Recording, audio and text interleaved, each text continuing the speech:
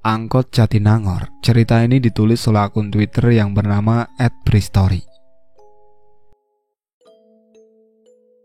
Perjalanan malam seringkali membuahkan kisah seram, seperti yang pernah dialami oleh salah satu teman kita, Rizky, ketika dia menggunakan angkot untuk kembali ke tempat kosannya di Jatinangor pada suatu tengah malam.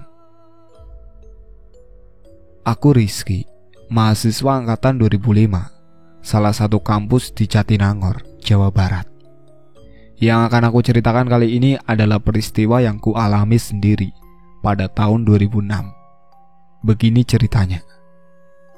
Seperti mahasiswa lain yang berasal dari luar daerah di mana letak kampus berada, aku yang berasal dari Sukabumi harus ngekos juga. Tempat kosku gak terlalu jauh dari kampus, masih bisa dijangkau dengan jalan kaki untuk pulang pergi kuliah. Dan sama juga dengan sebagian besar anak kos lainnya, aku juga mengandalkan transportasi umum kalau harus ke tujuan agak jauh, salah satunya angkot. Ngomong-ngomong soal angkot, boleh dibilang aku sangat jarang menggunakannya, karena tempat kos berada di tengah-tengah. Jadi kalau mau kemana-mana masih bisa dijangkau dengan berjalan kaki. Kalau mau ke tempat tujuan jauh naik apa dong? Nah, kalau melihat letak di mana Jatinangor berada, yaitu di antara kota Bandung dan Sumedang, aku dan teman-teman kalau memang ingin bepergian cari hiburan ke kota besar, akan lebih memilih ke Bandung.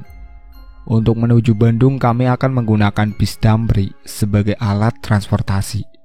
Karena kalau naik angkot entah kapan akan sampai, abadi macetnya. Ya begitu, aku jarang naik angkot kalau nggak terpaksa. 15 tahun yang lalu, Jatinangor masih terbilang sepi, belum seramai sekarang. Angkot masih belum banyak jumlahnya. Angkot juga masih sedikit penumpangnya, jarang sekali aku melihat angkot yang penuh penumpang. Kenapa aku sampai memperhatikan penumpang angkot waktu itu? Ada alasannya. Jadi gini, pada semester awal aku kuliah, sempat beredar cerita seram mengenai angkot. Iya, namanya cerita seram pasti akan cepat menyebar di kalangan mahasiswa dan masyarakat sekitar.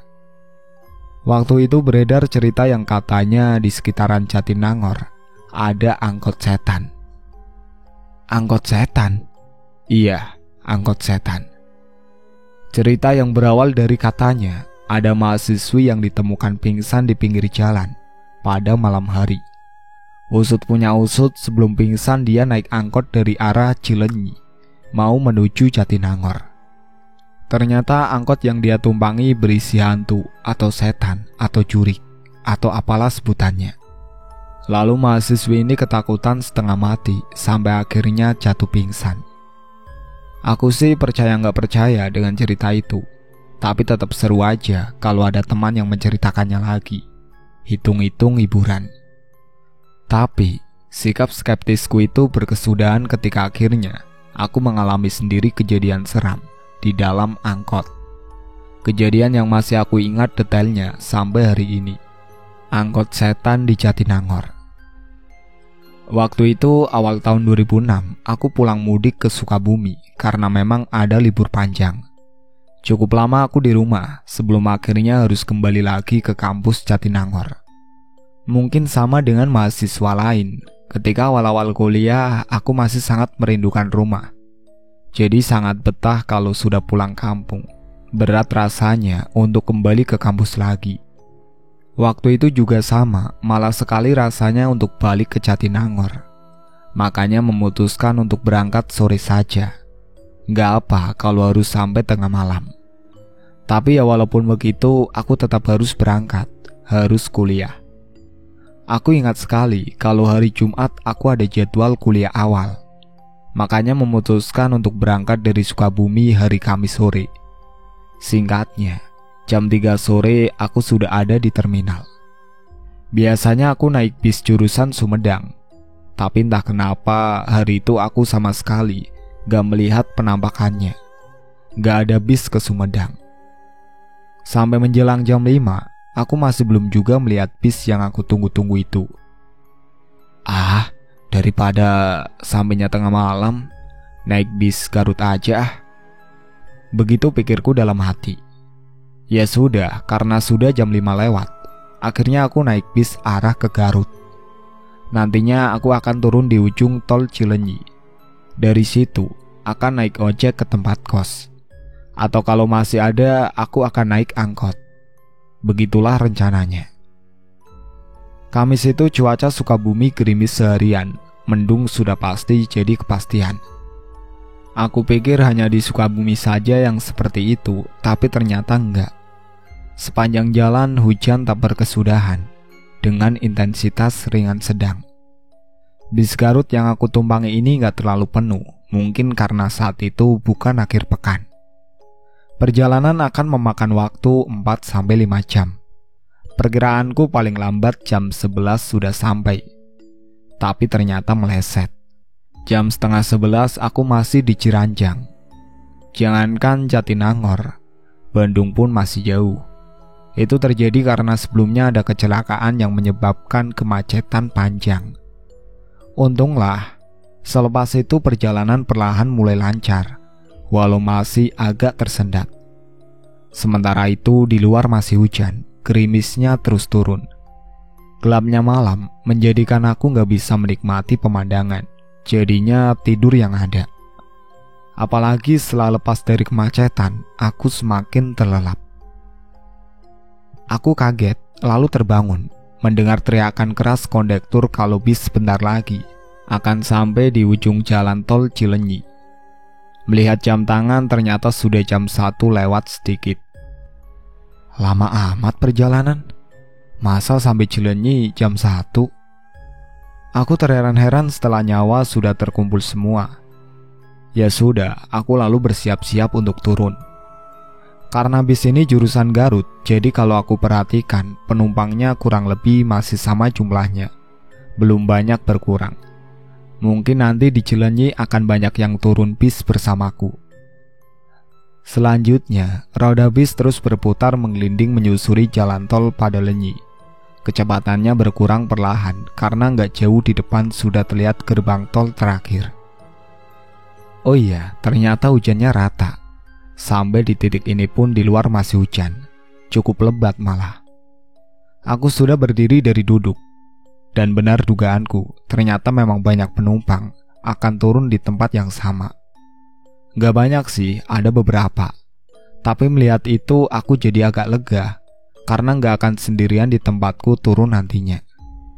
Sekali lagi aku melihat jam tangan, sudah pukul 1:10.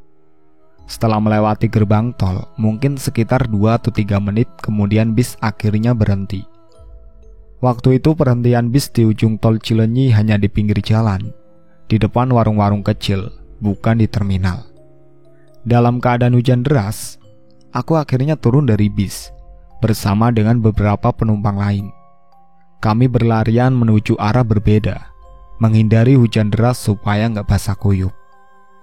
Aku bersama 2 orang penumpang lain kemudian berteduh di depan warung kecil pinggiran jalan yang sudah tertutup. Sementara itu bis yang aku tumpangi melanjutkan lagi perjalanannya. Beberapa menit lamanya kami berdiri berteduh, sampai akhirnya gak lama kemudian ada 2 motor ojek datang mendekat. Aku yang masih berharap masih akan ada angkot dan melihat hujan juga semakin deras, gak terlalu bersemangat melihat 2 ojek itu, lalu membiarkan 2 orang yang bersamaku untuk pergi naik 2 ojek, meninggalkan aku sendirian. Iya, akhirnya aku sendirian karena memilih tetap berdiri berteduh di depan warung gelap, dengan masih berharap ada angkot yang akan lewat. Saat itu, mungkin karena hujan deras dan sudah lewat tengah malam, suasananya sangat sepi. Kendaraan yang lewat melintas hanya sesekali. Begitu terus selama beberapa menit ke depan. Lalu, entah hanya perasaan saja atau gimana, tapi aku merasa kalau tiba-tiba suasana semakin sepi dan hening. Mengesampingkan suara hujan, sama sekali gak ada pergerakan atau suara lainnya. Berdiri di bawah atap warung, bukannya aku jadi kering tanpa terkena air hujan, tapi tubuh tetap basah, terkena cipratannya. Menit berikutnya suasana jadi tambah seru ketika angin mulai bertiup kencang, membuat air hujan jadi lebih sering lagi mampir di badan. Aku jadi menyesal kenapa tadi nggak naik ojek saja, malah memilih terus tabah menunggu angkot. Yang harusnya aku sadar kalau saat itu hampir mustahil akan ada angkot yang lewat. Entah apa yang ada di pikiranku saat itu. Detik berganti detik, menit berganti menit. Aku belum juga melihat ada kendaraan lewat. Sepi, kosong.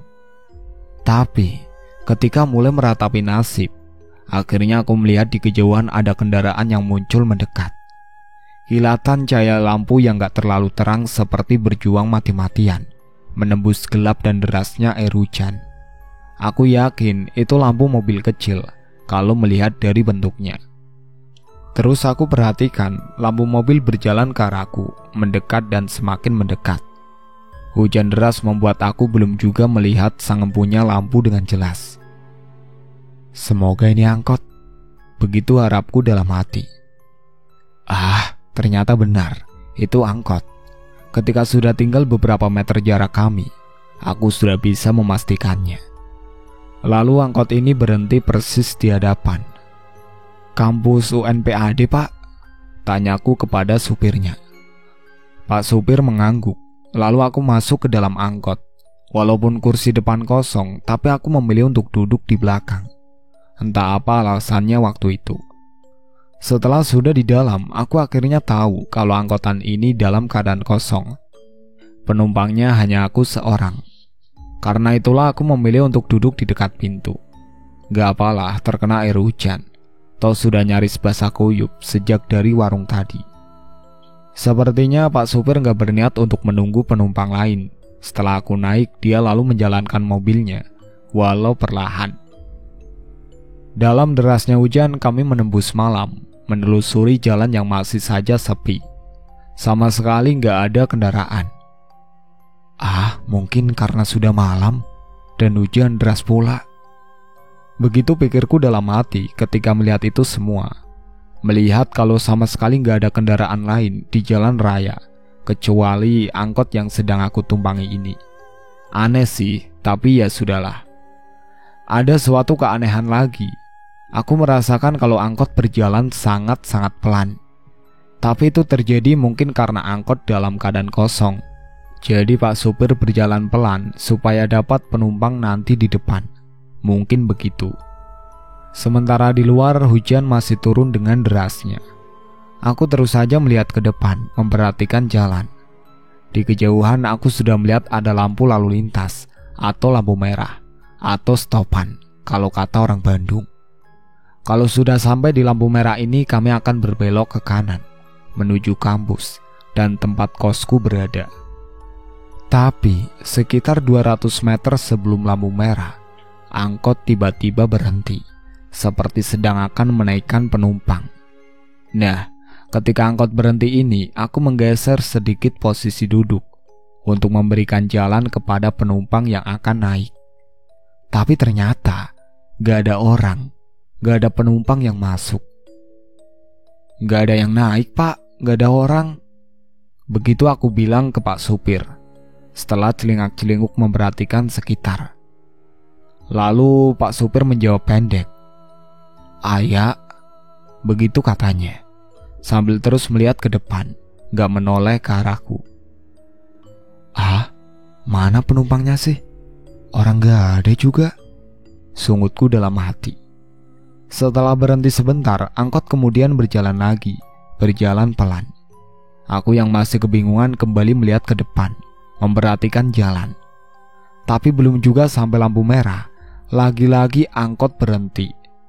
Sama seperti sebelumnya, angkot seperti sedang mau menaikkan penumpang. Padahal gak ada orang sama sekali, sepi. Sekali lagi aku bilang ke Pak supir, "Gak ada orang, Pak, kosong." Pak supir sambil terus menatap ke depan, lagi-lagi menjawab, "Aya," yang artinya ada. Aku semakin bingung mana penumpangnya sih. Sama, lalu angkot kembali berjalan. Bedanya kali ini jalannya lebih cepat. gak pelan seperti sebelumnya. Karena angkot sudah berjalan cukup cepat, aku yang tadinya duduk sangat dekat dengan pintu dan menghadap ke depan, jadi bergeser sedikit ke dalam, membuat aku jadi menghadap ke samping, bukan ke depan lagi. Nah, ketika menghadap ke samping inilah, aku akhirnya melihat sesuatu yang mungkin jadi jawaban kenapa angkot ini tadi berhenti 2 kali secara misterius. Aku kaget tak terkira, merinding sejadi-jadinya, karena ternyata sudah ada 2 penumpang di dalam. Mereka duduk di belakang, berhadapan, keduanya laki-laki. Kapan mereka masuk? Aku yang duduk di samping pintu sejak tadi gak melihat mereka sama sekali. Sementara itu angkot berjalan semakin cepat. Aku yang mulai semakin ketakutan sudah gak lagi memperhatikan jalan. 2 lelaki ini terus menundukkan wajah, sementara aku memandang mereka sesekali. "Kiri pak, kiri!"